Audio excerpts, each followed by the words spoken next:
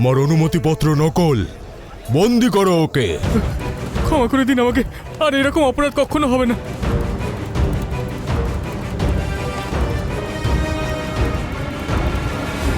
আমি একটু ভালো করে দেখে আসি হুজুর, যে সম্রাট দারায়সের আগমনের সমস্ত প্রস্তুতি সব ঠিকঠাক আছে কিনা। ওই দস্যুর মুখ তোমার মনে আছে, যে ওই হীরা ঝিলমে ফেলে দিয়েছিল? যার কারণে আপনার সামনে আমার মাথা ঝুঁকে গিয়েছিল, তাকে আমি কোনোদিনও ভুলতে পারবো না হুজুর।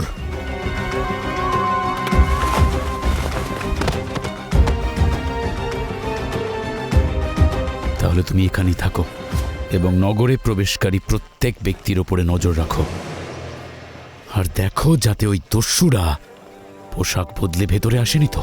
হুজুর,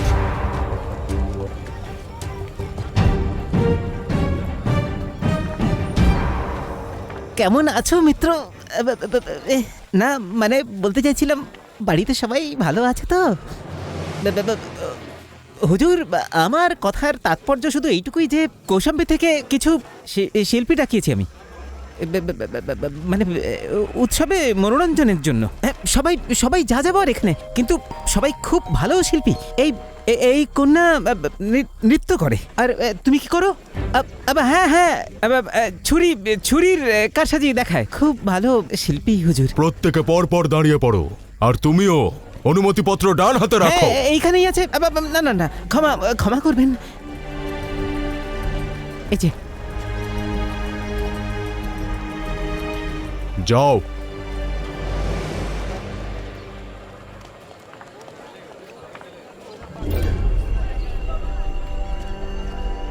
কোথা থেকে এসেছো?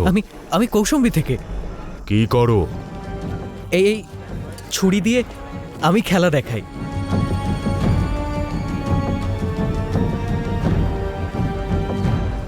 যেতে পারো।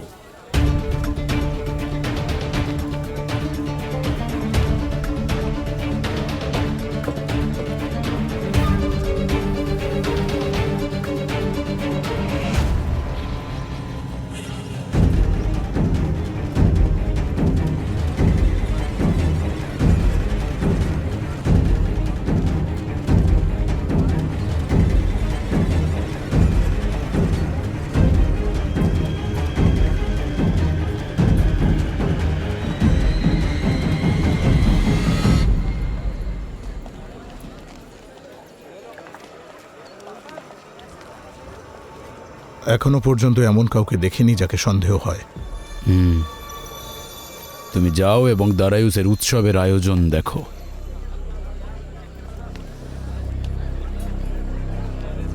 কোথা থেকে এসেছো? কৌশাম্বী থেকে।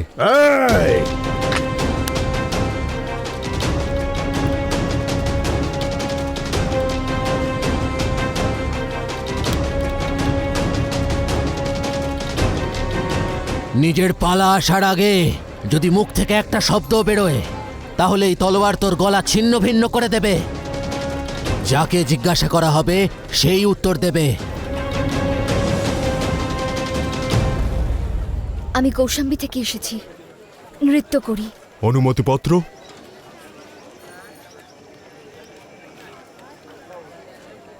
যাও।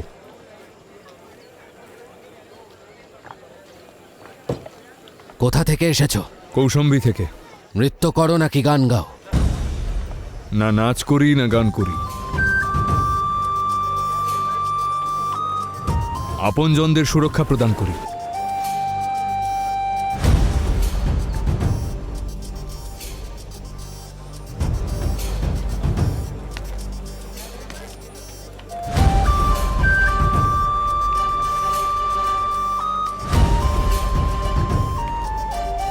সুমের, তুমি এভাবে মুখ ফিরিয়ে কেন দাঁড়িয়ে আছো?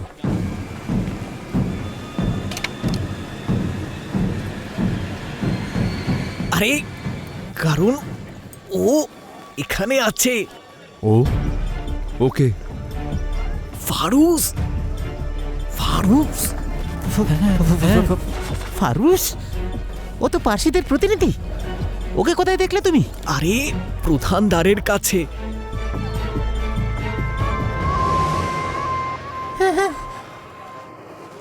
স্বয়ং স্বয়ং যুবরাজ কনিষ্ক।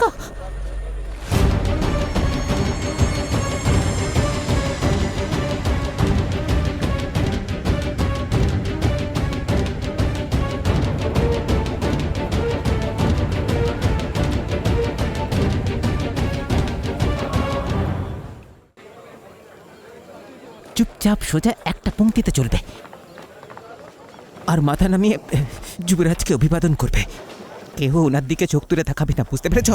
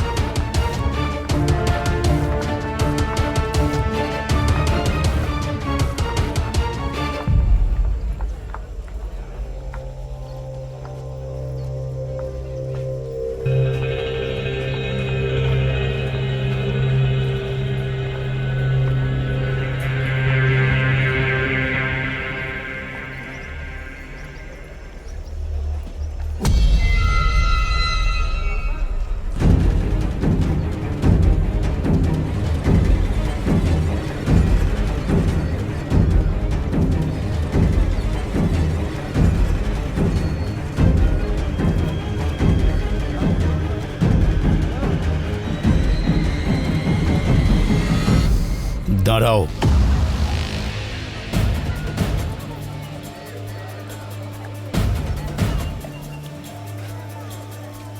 এটা কে?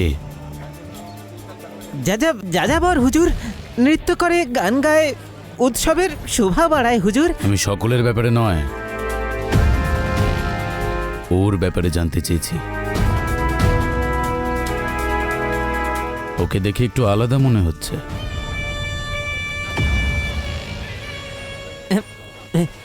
আগে হুজুর, ও তো যাযাবরই, কিন্তু ওকে দেখতে একটু অন্যরকম।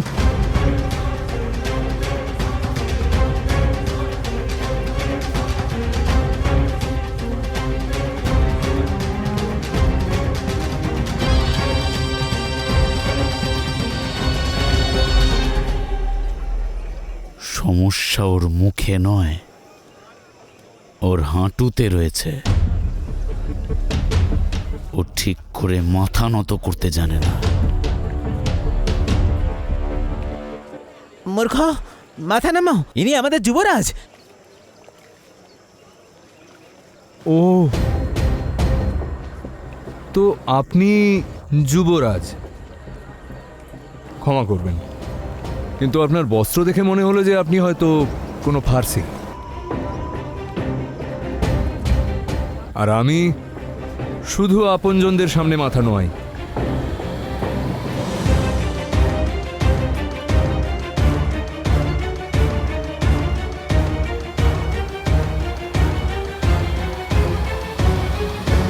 পোশাক দেখে ভুল হওয়াকে ক্ষমা করা যায়, কিন্তু যুবরাজের অপমানকে নয়।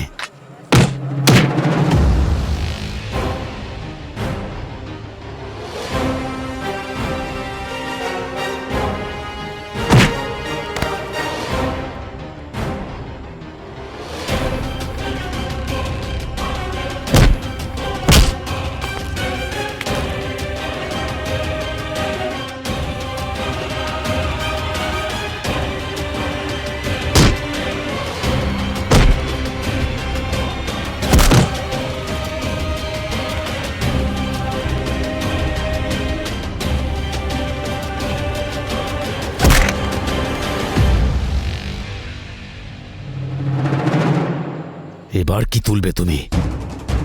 দৃষ্টি নাকি হাত?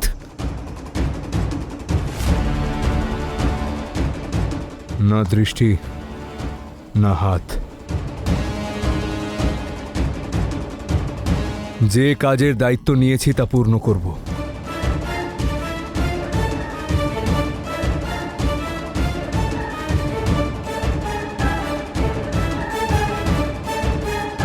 শাহ দারায়ুজের মনোরঞ্জন।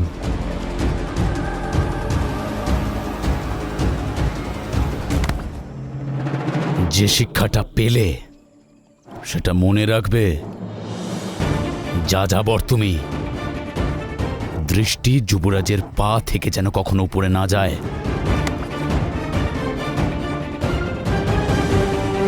আর যে শিক্ষাটা পেয়ে তুমি নগরের ভেতরে প্রবেশ করছো, সেই শিক্ষাটা নিয়েই বাইরে আসবে।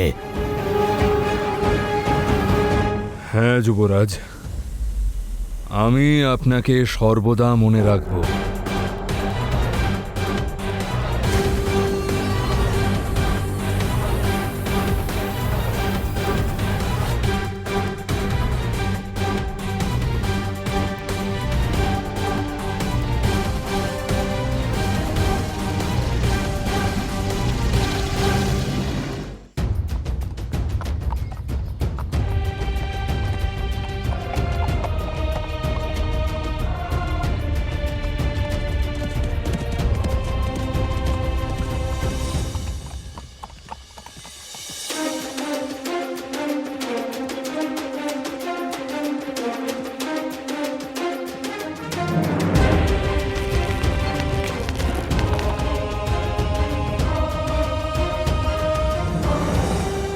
কে করেছে এই সব? শাহজাদা আলেকজান্ডার সম্রাট, সম্রাট ইনি থেশিয়ান কিং। আর শাহজাদাই এনাকে বন্দি করে এনেছিলেন। আমরা আটকানোর চেষ্টা করেছিলাম সম্রাট, কিন্তু মহারানীও আমাদের কথা শোনেননি। সম্রাট শাহজাদা আলেকজান্ডার আদেশ দিয়েছিলেন যে যতক্ষণ না থেশিয়ান কিং মারা যাচ্ছেন ততক্ষণ যেন এভাবেই ঘোড়ার সাথে বাঁধা থাকেন। কোনো উপায় ছিল না সম্রাট। আলেকজান্ডার!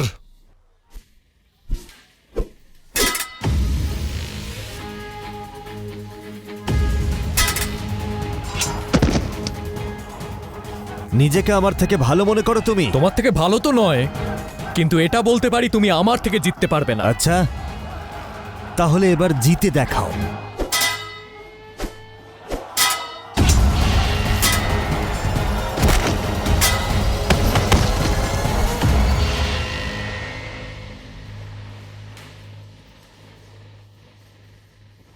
ঠিক আছে, ঠিক আছে, আমি হেরে গেছি।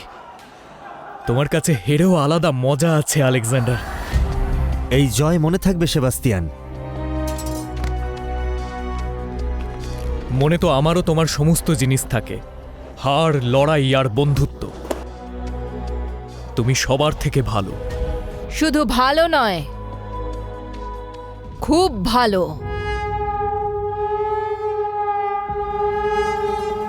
না ওর থেকে কেউ কখনো জিততে পারবে, আর না আলেকজান্ডার হারবে।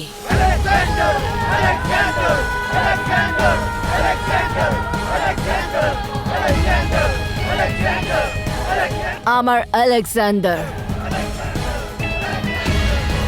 জিউসের ছেলে। জিউস ভগবান।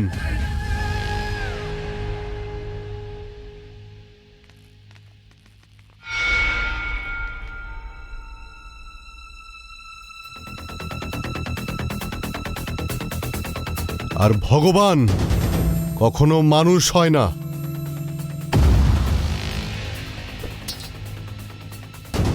সবাই বেরিয়ে যাও এখান থেকে।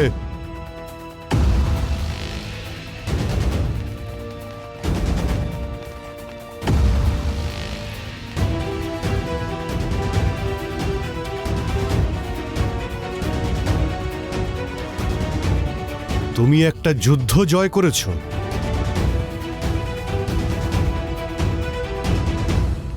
আমিও যুদ্ধ জিতে এসেছি। একটা দেশকে নিজের দেশের সঙ্গে জুড়ে এসেছি। অভিনন্দন শাহ।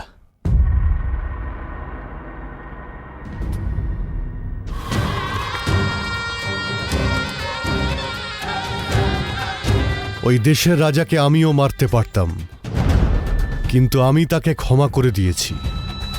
কেন বলো তো? যাতে ও ফিলিপের জয়ের জীবন্ত সাক্ষী হয়ে থাকতে পারে, অন্যদের শোনাতে পারে, সবাইকে বোঝাতে পারে যে ম্যাসিডোনিয়ার দিকে কুনজরে তাকাবে সে শাস্তি হিসেবে পরাজয় পাবে।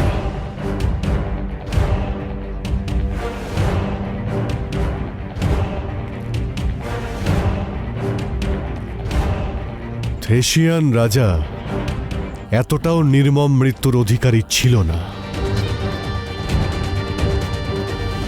সবার কাছে একটা ভালো উদাহরণ হও আলেকজান্ডার। পরের বার এরকম ভুল আর করো না। একজন শাহ কি শুধুমাত্র সাম্রাজ্যের বিস্তার করতেই যুদ্ধ করে, নাকি নিজের পরিবার ও সাম্রাজ্যকেও রক্ষা করতে করে? ঠিকই বলেছ, আক্রমণ করা হলো দেশকে রক্ষা করার একটা সহজ উপায়।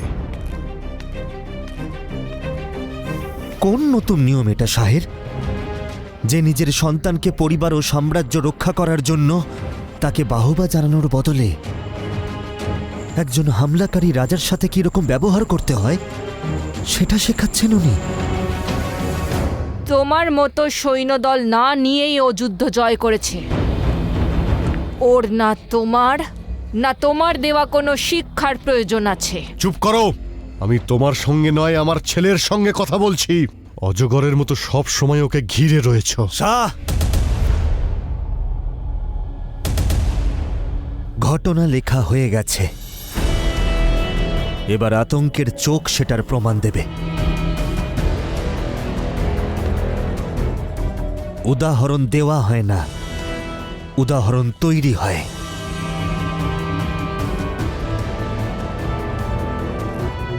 আর শাহ এটা তো স্বীকার করবেন যে উদাহরণ দেওয়া বা তৈরি করার চেয়ে বেশি গুরুত্বপূর্ণ ছিল আমাকে বাহবা দেওয়া, নিজের পরিবার আর সাম্রাজ্যকে রক্ষা করার জন্য।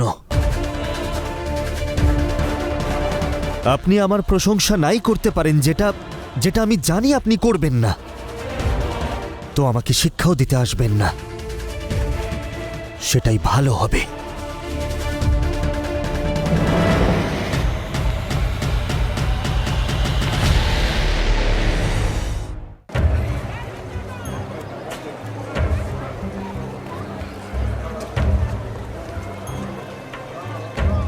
তুমি ঠিক আছো তো পুরো? চলো, একজন রাজকুমারী আরেকজন রাজকুমারের দেওয়া ক্ষত দেখতে পেয়েছে, দেখো। তুমি জানো আমি কি জিজ্ঞেস করছি? আমাকে বলো পুরো, কাল রাতে এমন কি হয়েছিল যে তুমি বদলে গেলে?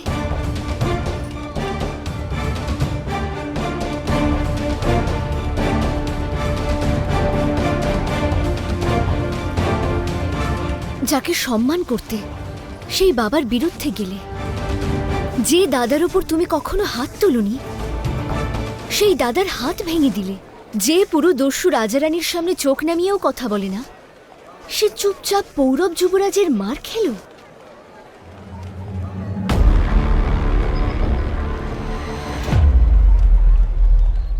সময় এসে গেছে তোমার ম্যাসিডোনিয়ার সৈন্যদলে সেনাপতির দায়িত্ব পালন করার। ফিলিপের সৈন্যদলের সেনাপতি হয়েছ তুমি। কেন? আপনি খুশি নন?